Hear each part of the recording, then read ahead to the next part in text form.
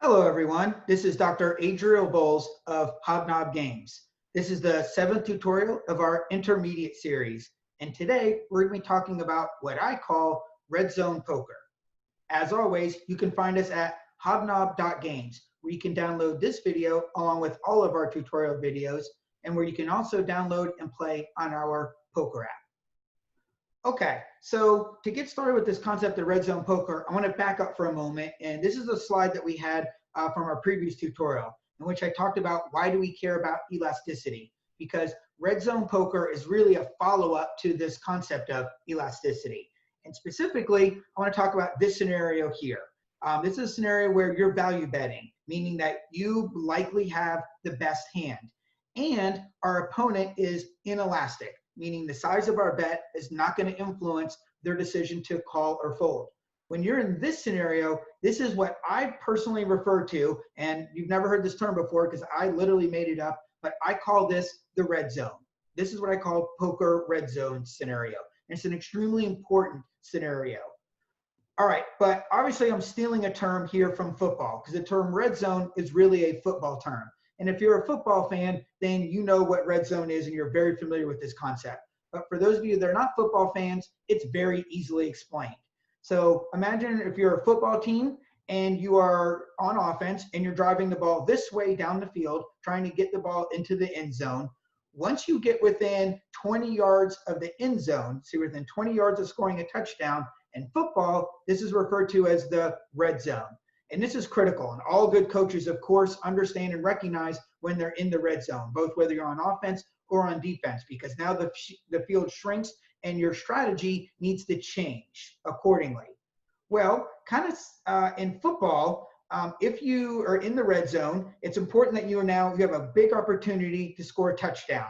So you want to score touchdowns because touchdowns are worth the most points. You get in the end zone, it's worth 7 points. Really, it's worth 6 points, but come on, we make extra points at 99%. Just call it 7 points. So when you get in the red zone, this is what football teams want to do.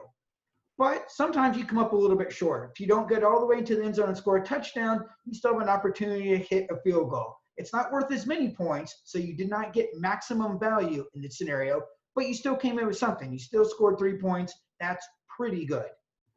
But there are also times where teams get into the red zone and then they just simply fail to score any points. They go for it on 4th down, like Georgia's doing here, and they don't get in, and you end up scoring 0 points. This is a scenario that we definitely want to avoid.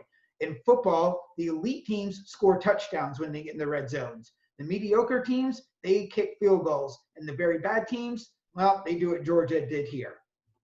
In fact, looking at statistics in the NFL, a team's red zone success, whether they're scoring touchdowns, field goals, or nothing at all, that predicts 19% of the team's overall record. And this is why teams spend an inordinate amount of time working on their red zone offense and their red zone defense, because this is a big part of winning and losing in football. Well, I want to propose that the similar scenario or an analogical scenario is true in poker. And it's what I call red zone poker. And it's the scenario we described earlier. It's where you have the winning hand, so you're value betting, and our opponent has an inelastic range. They're going to call regardless of your bet size. So it's similar in red zone poker, red zone football. You're probably going to score points. It's just a matter of how many points you're going to score. Same thing in poker here. When you're in this scenario, I call it the red zone because you're going to win money. It's just a matter of how much money you're going to win. The elite poker players, they win the maximum amount of money when they're in the red zone. The bad poker players, they come up empty or only win a small amount of money.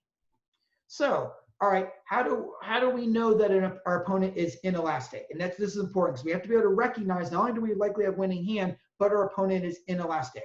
Well, one of the most important pieces, and we talked a lot about this in our last tutorial, is our opponent's hand strength. Specifically, if they have a very strong hand, then they're probably not going to fold, and they'll call any bet you make all the way up to an all-in bet. So our opponent's hand strength, when the majority of the range of hands that they could have is either very strong or very weak, that's when our opponents are most likely to be inelastic, or at least the majority of their range is inelastic. So opponent's hand strength is probably the most important factor to consider when trying to determine if our opponent has an inelastic range. But if we want to have deadly bet sizing here, hand strength is not the only thing that's going to determine whether our opponent is inelastic or not. Another important factor to consider is the type of opponent that we're up against here. Are they a rock or are they a maniac? And of course, there's other opponent types in between, but I'm just using the extreme examples here. So if they're a rock, if they're a very conservative player, well, now the amount of their range that's inelastic might be a little bit smaller because they will only call with the very, very strong hands.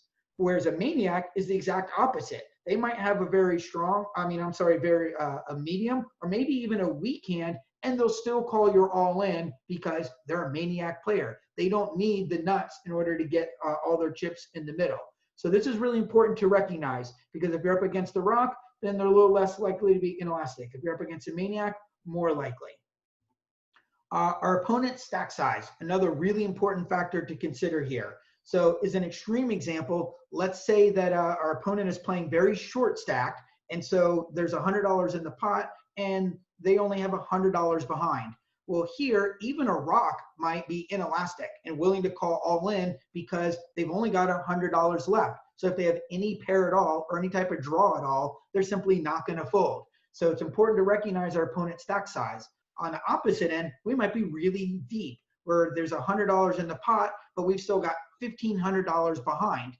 Now our opponent, even a maniac player might need a really, really strong hand before they're calling all in this scenario. In fact, they might have to have close to the nuts. Even a maniac might need to have close to the nuts to call an all-in bet when there's this much money at stake. So we'll talk a much more in-depth discussion about our opponent stack sizes, specifically SPR, which stands for stack to pot ratio. Extremely important concept to understand. We'll talk more about that, and we'll dedicate an entire tutorial to SPR in the future. But for now, just know that be aware of your opponent's stack size because that's also going to influence whether they're elastic or inelastic. Another important consideration is our opponent's level of thinking or possibly lack thereof. If they're a level 1 thinker, well, then just refer right back to opponent's hand strength. That's going to be their most important, in fact, maybe the only deciding factor. But if you determine that your opponent is a level 2 thinker and they're spending a decent amount of time thinking about what you might have, well, then you might think about what does your opponent think I have? If they think I'm bluffing, they might call your all-in bet with a medium strength hand, meaning that they might be much more inelastic than we recognize. So recognizing your opponent's thinking and what they're thinking about can also help you determine if they're inelastic or not. And finally, the last factor to consider is your opponent's mood. Are they on tilt or not? If they're tilting, they've been losing all night, and now they're upset and they're trying to get back to even, then they might be more inelastic than you would originally think because now they're losing and they're tired of losing and they're just not going to fold anymore. And I've definitely been in this scenario before too, where I've had a losing night. I'm desperately trying to get back to even. I have a medium strength hand and someone goes all in and I just don't want to fold anymore. I'm sick of losing. The prospect that maybe I call and win and I can win back all the money I'm down for the night, that's so enticing that I become very inelastic and I'm going to call even an all-in bet. So an opponent's mood can definitely affect whether they are elastic or inelastic. So if you can do a good job, if you can consider all of these things about your opponent and use them to make a strong determination about how much of the range is elastic and how much of the range is inelastic and use this to your advantage, now you're playing much better red zone poker. And this is a very important skill to have if you're going to move from an amateur poker player to an elite poker player. Because amateur players, if you do a bad job of this and you just simply don't consider all these factors, or you do, but you do a bad job of them, come up with the wrong answers, and you don't properly recognize whether your opponent is elastic or inelastic, then you get in the red zone and you drop the ball and you end up scoring nothing. So you have a really good hand. You could have got your opponent's entire stack, but you failed to recognize that they were inelastic. You bet a medium size amount and that's all you win. You win a small amount when you could have got a lot more. This is what I call Georgia Bulldog poker. Or maybe you do an okay job of this. You recognize that maybe they're a little bit inelastic and you bet size a little bit larger than you normally would, and it's kind of like kicking a field goal. You won a decent amount, but again, you left points on the board. You could have got their full stack. You could have got more, but you ended up with a medium amount. The winning poker players, the elite poker players, they score touchdowns. When they get in the red zone, they consider all those factors that we just covered, and they're able to recognize my opponent is inelastic and I likely have winning hand. Then we're not betting small here. We're going all in. I'm going for the maximum amount. I'm throwing the ball into the end zone, going for the touchdown. This is what pro poker players do. So in our next tutorial, I'm going to start a new series, a series that I'm going to call Common Mistakes, where we talk about very common mistakes that poker players make and talk about how to correct those mistakes. As always, you can find this tutorial and all of our tutorials along with download and play our poker app at hobnob.games. I'll see you next time.